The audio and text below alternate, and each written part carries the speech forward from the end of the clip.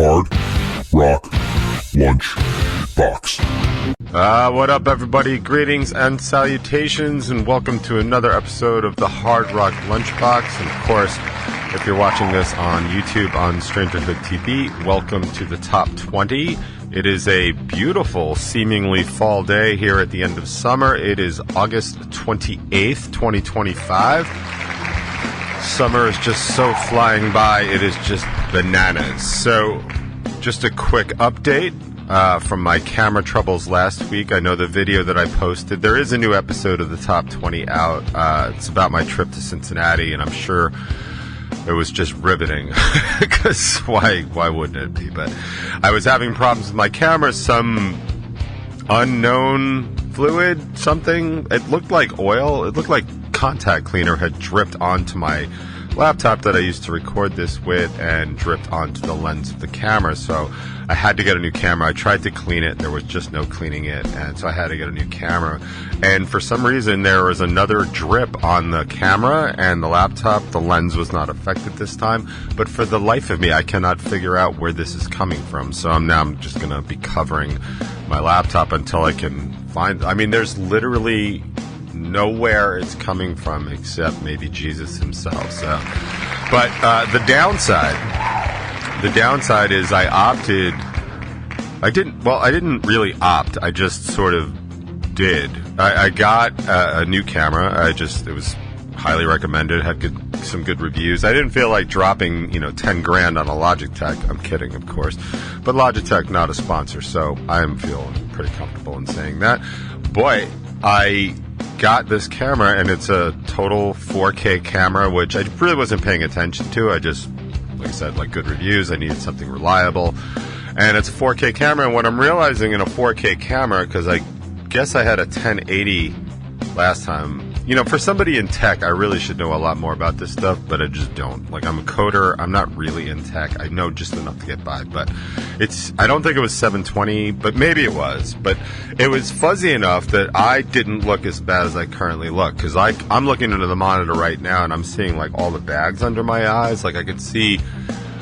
I mean, normally you can see lots of imperfections, basically in my general human appearance, but now you can really see the imperfections. I remember listening to the Howard Stern show like once years ago, and he was talking about how high def just ruined porn for him, because you could just see everybody's imperfections and stuff like that. So it's kind of like that, but without the porn and without Howard Stern, unfortunately. You just are stuck with me. So here I am. I made it.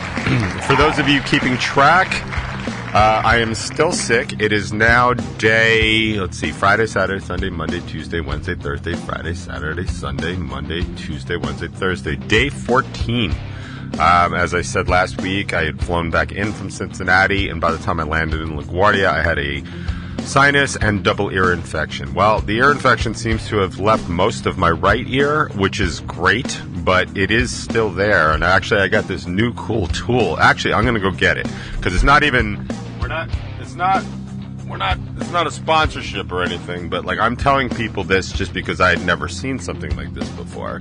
It's called a Eustache. It's named after some old Latin guy, Eustachio, who is responsible for the name Eustachian tubes. And basically what this thing is, it looks just like the picture. Like, if you could check, like, I'm not unboxing this for you, because I can't get behind unboxing. But basically what you do is you take this thing, right, and it's a little device that blows air up to 10 psi, and basically what you do is you put it up, one nostril, you plug the other nostril, you kind of hold your breath, and they even recommend having like a big sip of water ready, go for 10 seconds, and then swallow. I have to tell you, the sound it makes in your ears is just bananas. And I wish I had this when I had landed, because I probably could have gotten past all the inflammation and infection and all that other stuff. So it's a very cool tool. For those of you that have trouble flying, or, allergies that involve earaches and stuff like that, super cool. Like, I highly recommend it, even though it didn't work for me. But it says, like, if you've had a long-running infection, it might literally be clogged. And that's what's happening here. Like, my Eustachian tubes are not draining properly. I think it's going to be a steroid situation, but I don't quite remember. I've been doing this for like 20-something years with these ear infections that I fly. Like, I can definitely tie my first ear infection, flight-related ear infection to the time I went to my littlest sister's book release party out in San Francisco, and I took the red eye back to JFK. It landed on my birthday around midnight, so February at JFK at midnight was freezing. I just got super sick, and I had a really, really bad ear infection. One that was so bad that it shocked my doctor, and I've told that story before, so I don't need to tell it again. But so it's been since then, and it's about like 19 times out of 20 where I'll have a bad ear infection like that. So I don't remember all the solutions I've done over the years. It almost always involves antibiotics, which I absolutely hate. Like, I don't want to take antibiotics unless I absolutely need to. And then you kind of figure, like, yeah, this is one of those I really need to, especially for somebody like me, like in music. Like, I really need to be able to hear. Like, I have so many risk factors by being just like a semi-professional like rock musician that, I really do have to take care of that kind of stuff. And believe you me, I did not spend the first, decade or two of my career taking care of that kind of stuff. So I'm really trying to, much like my retirement account, I'm really trying to make up for lost time right now, or the really amazing flossing job I have to do like the week before I go to the dentist, that kind of thing. Like, everybody knows what I'm talking about. But so, funny enough, like I had said last week, like on my way home from LaGuardia, I actually started making the appointment for a teledoc because I knew the procedure, so I got antibiotics for that. I will say I did not get better. Like, I didn't get better. Now, I don't know that it's a resistant strain of bacteria that I have, or if it's somehow viral, or if it's some sort of structural defect. But about halfway through the prescription, I decided, like, I'm going to go see an ENT, because I really want to get this under control. Like, I'm not going to do surgery. Like, that's too risky for me.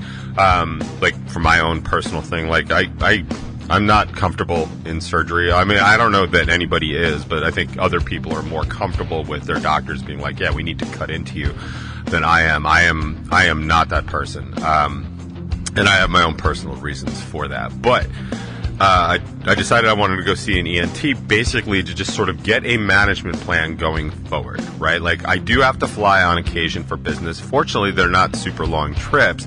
But my middle kid now lives in, just outside Dallas, and that's a much longer trip, and I'm going to have to fly and see him at some point because I want to see him, and I have no problem. Like, I'll still fly, and I'll still get sick, but I do want to see him, so, like, that's going to happen.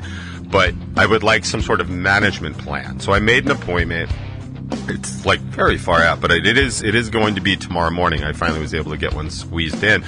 But my antibiotic prescription ran out over the weekend, so I set up another teledoc appointment, and I'm going to tell you this story just so you know it, because I recommend teledoc all the time.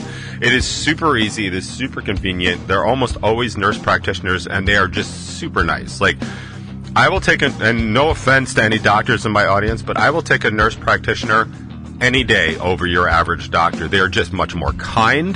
They seem much more focused. I don't know if they have more training or they have better training in terms of dealing with the general public, but every time I deal with an NP, it is just so much better. Such a much better experience. So I highly recommend teledoc because, like I said, it's quick. I will say the one time that I had shingles, which, God damn, what a disaster that was. It's a video thing, so I lifted up my shirt because I had the thing here. I still have some serious scarring from it, and that was years ago. That's how bad that was. But I remember lifting up my shirt, and, like, I didn't even get it all the way up, and the dude started writing already. So he was like, oh, yeah. I was like, all right, cool. So I was on, pain management and whatever the treatment for shingles is the next day. But so I called back, and I set up another appointment, and I'm telling them exactly what happened. They're like, oh, so we're treating you for this ear infection. I'm like, yeah.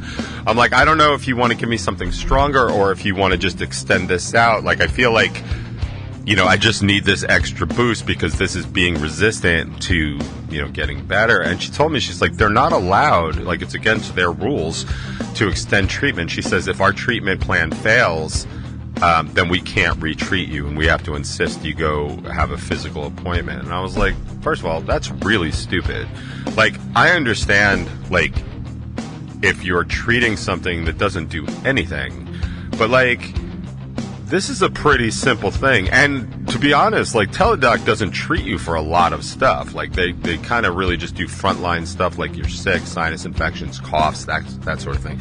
They issue no pain management whatsoever. Like, they're not allowed to do that, which I kind of understand, because I can see people being like, oh, you know, I'm jonesing for Vicodin or whatever, like, and they're not physically in the room, so who knows? And also, it could be anybody on the other side of the camera. Like, they don't know. They don't have, like, my license or anything.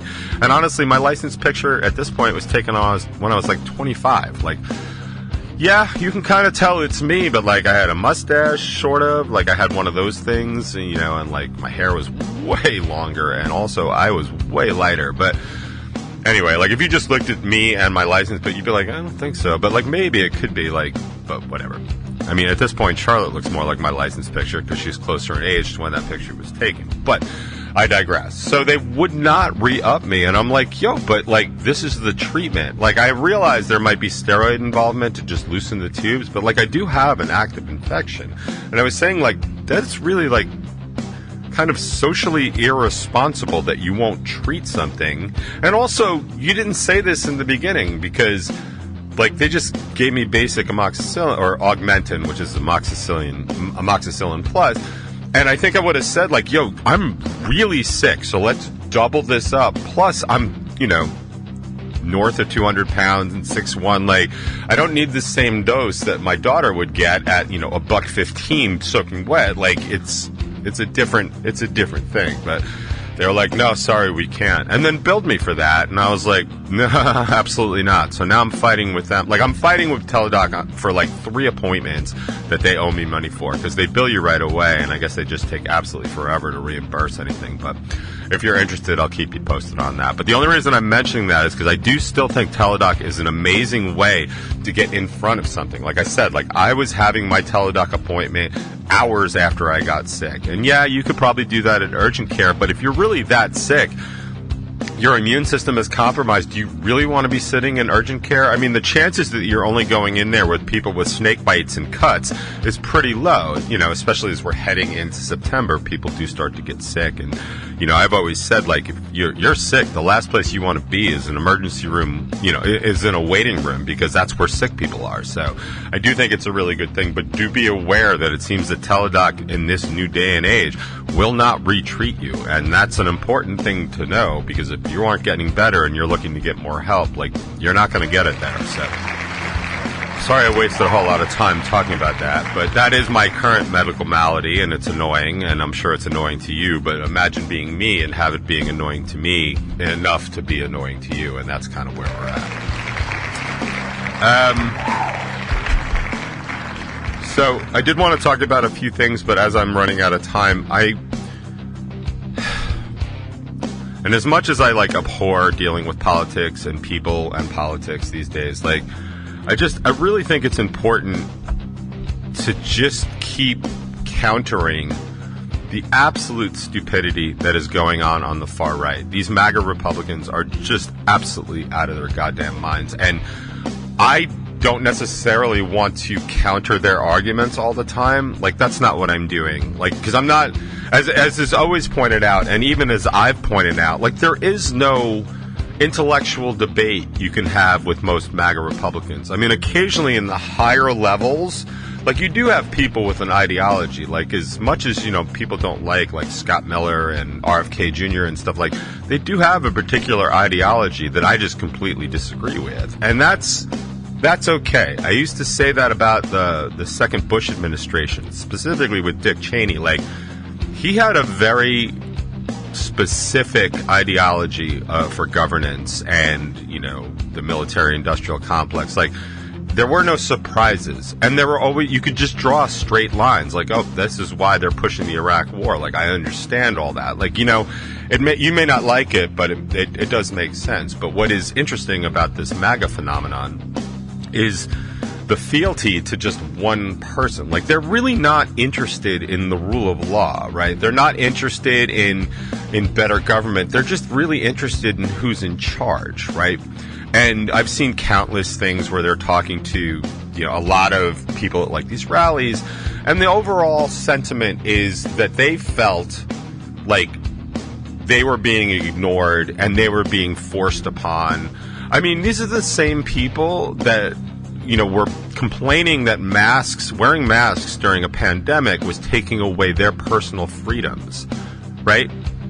Personal freedoms, by the way, are, kind of like a wide and vague topic, but they're still mad about that. And these are the same hats that are talking about how we should, arrest people for burning the American flag. Something that's actively and directly protected in the Constitution and has been upheld by multiple Supreme Court cases, including the final one where they just said it's freedom of expression. You're allowed to do that. Right now, this radical Supreme... And if you don't think the current Supreme Court is radical, you're out of your mind. The simple fact that they just broke with stare decisis on the Roe v. Wade thing just goes to prove how radical this court is, because that is not what they do. Supreme Court is supposed to build upon precedents from before, and they can augment and they can refine, but to overturn a precedent, is just unheard of at the Supreme Court. And so, for all the talk about the radical left, don't be fooled and don't be swayed by any of that. This is a radical right court, and most of the right is radical because they're trying to undo things that have already been done. That's kind of what that means. The country is taking this trajectory and they want to make a radical shift. That's not the left. The left is, as evidenced by everything you're seeing about the Democrats, who just continue to disappoint me. In fact, I am so resigned to not be a Democrat. The only reason I'm a Democrat at all is to vote in the primaries, because as an independent in New York, you don't actually get to vote in the primaries. And I want to have a say in the governance at the primary level. It's the only reason I'm still a registered Democrat, because in my heart and in my actions, I am so removed from both parties that I'm absolutely in the center and would be an independent, just by acts and speech and deeds. Because I'm just so tired of all that stuff. But for all of that and all the accusations of the Dems being radical, the Dems can't argue their way out of a paper bag. I mean, Trump's approval rating is below 50%, and the Dems aren't much better. I mean, that feels like easy money at that point. You have an incredibly unpopular government right now, and the Dems can't seem to get out of their own way, proving how ineffective they are. You can't be radical if you're that ineffective. You know what I mean? Che Guevara was effective. He was radical. Mao Zedong was effective. He was radical. That kind of stuff. This, accusing the Dems of being anything other than lame is just bananas and ridiculous and just complete projection. But what I've been dealing with lately, and I don't even understand this, is because I posted the thing about the American flag because, the Guardian had reported that Trump wants to, jail people for burning the American flag. And I was like, this is a violation of our Constitution. And it's a violation of stare decisis from the Supreme Court. This is settled law. We're allowed to do that. Now, my personal opinion, I would never burn the American flag. And since I posted that, I did see some stories where people, burn their American flag, not in protest, right? After a certain time, it is funny enough, it is actually a crime to have your flag be in decrepit condition, right? That actually, I think I don't know for sure, but I can't imagine it's more than a misdemeanor. The American flag does actually deserve that level of respect. If you're going to hang it, it has to be proper and it has to meet certain guidelines. You can look that up on your own. I'm sure Google or ChatGPT can help you out. But people were relating stories where when their flag basically needed to be retired, they would go to some spot that's sacred or important to them, or they would, go to where their veteran parents are buried, and they would burn the flag in their honor, which honestly, I think is a beautiful sentiment. I really do. I think that's really nice. And as many of my, military service men and women have said to me publicly and privately, they have fought wars to protect these rights that we have in this Constitution, the law of the land of this great country. And the fact that some douche in the Oval Office is I don't like it. So it doesn't matter. This isn't a company. You're not its CEO. It doesn't matter what you think. You're allowed to change directives, but you have no authority whatsoever to change laws. Even these executive orders, they're not laws. I mean, they aren't at all. They are directives, and they're advice to his Department of Justice or Commerce or whatever. These are the goals I want to set out. That's all an executive order is, because if anybody took any civics or remembers any of it, the executive branch, their job is just to enforce the laws. Congress creates laws. Congress can uncreate laws, and in extreme conditions, the American populace, the states, can add or remove. Well, I guess you can only add or undo an amendment to the Constitution, like they did with Prohibition, right? They added the amendment, and then a few years later, like, this sucks, and then they added another amendment, basically repealing Prohibition. But that's how it's done. Like, a president, any president, can't just sit there and be like, I want to do this, I want to do it. Like, those executive orders don't mean anything. They're just guidance for his branch of government, and that's totally fine, but it doesn't make it a law. And it's just so funny because, like, I keep arguing with these people. Like, I argued with, like, a family friend about this, and I got so pissed because what I really wanted to do was basically just call her out for being the retard that she is. But she was like, you can't possibly be saying it's okay to burn the American flag, and then gave me some link to Trump, whatever. And I'm like, first of all, while I personally don't think it's okay to burn the American flag, while I personally would never burn the American flag, I absolutely think it's okay to burn the American flag for any number of reasons, protest included, because it's protected in the Constitution. And I said that the question really is that if it is protected in the Constitution, and the Supreme Court of the United States has said so, why are you not okay with it? I mean, I don't have fealty to one man who just claims that he's in charge of everything. Like, yeah, we have a president, and that is a job for sure. Like, and he can do basically whatever he wants, apparently. But I don't have fealty to that. I also don't have loyalty to the president of the United States. I have loyalty to the Constitution, which is the guiding body and document of the United States. And if you are opposed to things that the Constitution tells you and lays out for our country, you're the asshole. You're wrong. You are the problem. And there's lots of things in the Constitution that people don't like. I have said for years I am super opposed to, like, what the Second Amendment says in terms of allowing people to have guns. I think it's super dangerous, but it is in the Constitution. So, yeah, I support it because that's what it says. Do I think we need gun control and maybe like universal background checks and people with mental health, maybe some red flags? Of course. But banning, weapons, like, sorry, you can't. It's in the Constitution. The only way to undo that is to pass an amendment, and you need, 2/3 of the states and 2/3. Like, good luck getting that passed. I mean, we finally ratified the ERA, and even the Biden administration wouldn't sign it because Congress put that little timestamp on it. So apparently it's not valid. And there's talk about, like, they didn't want to do that because they didn't want to set up a fight with Trump, who was clearly going to win the election, yada, yada, yada. But all that stuff. But, like, just keep in mind, like, as you're dealing with these people that are telling you why it's okay for Trump to be doing this, it's okay. No, it isn't. The Constitution is not a very long document. And if you are absolutely too stupid or too retarded to figure out what it means or even read it at all, find yourself a fourth grader to explain it to you, because obviously you don't have the intellectual capacity to understand what our laws actually are and why they are and how they came to be. If your fealty is to Trump and not the Constitution, you, my friend, are the problem. And honestly, I need way less of people like that. So again, when I get into these arguments, which is super rare because I just will not go onto the cesspool of social media if I can at all avoid it. But the reason I do it is just to highlight how absolutely the absolute hypocrisy of these people on the right, because they aren't interested in the sanctity of their country.